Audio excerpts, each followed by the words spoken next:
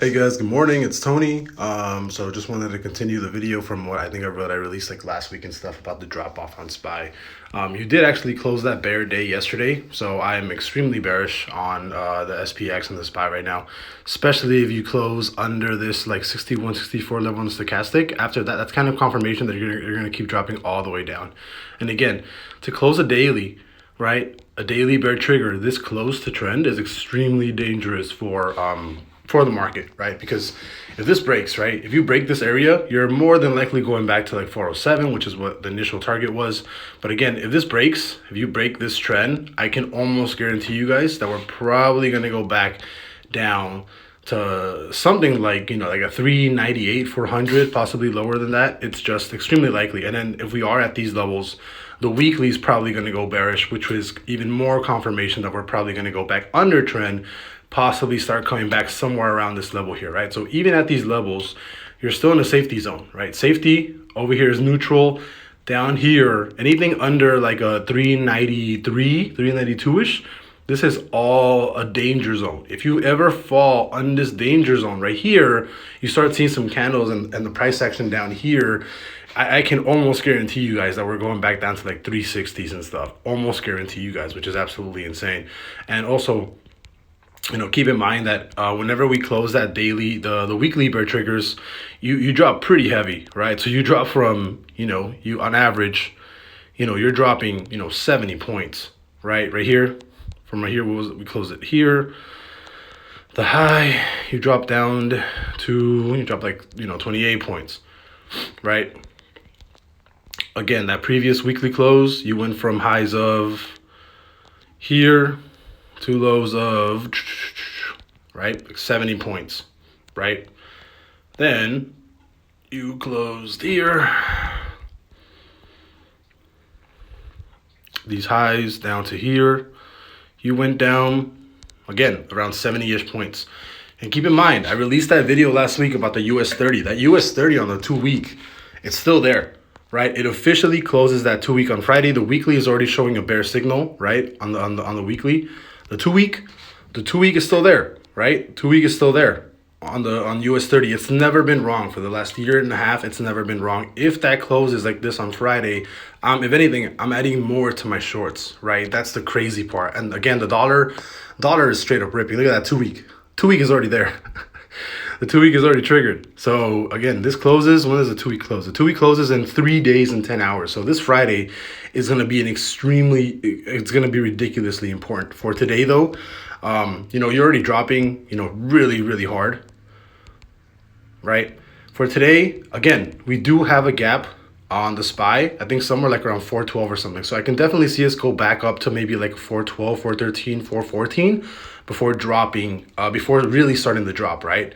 That's what I can see for the SPY. But again, I personally think that you're going to come up, close this gap at 411 maybe, and then come all the way back down.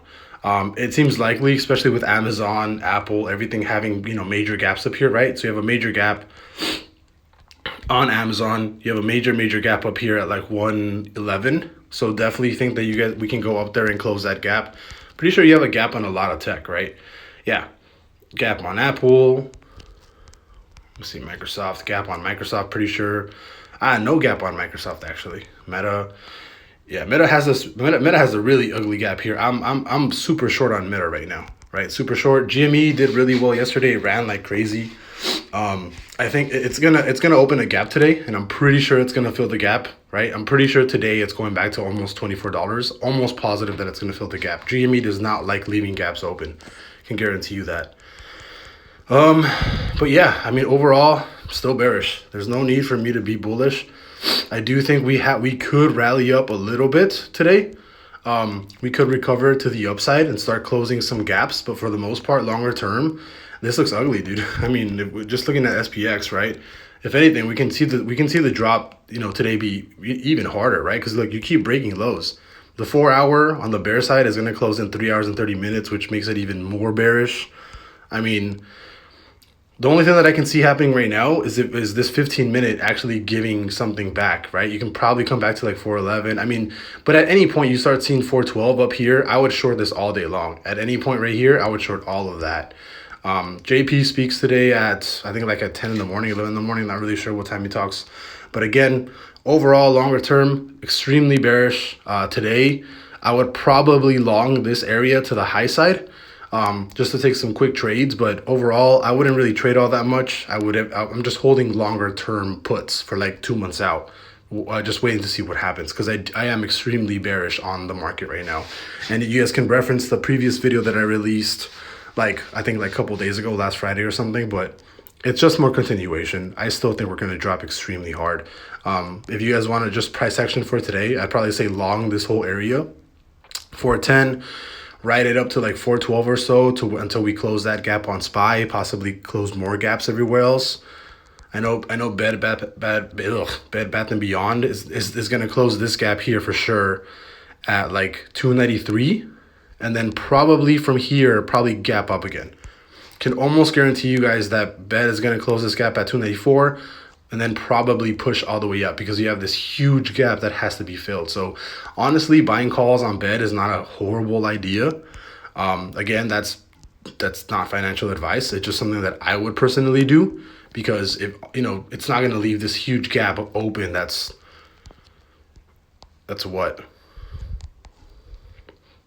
88% open. Yeah, no, I would 100% long Bed. This is crazy. This crazy gap. But yeah, overall, still bearish on the market. We might bounce a little bit today, but not too worried about that. Longer term, I'm pretty bearish. I'll see you guys later. Bye bye.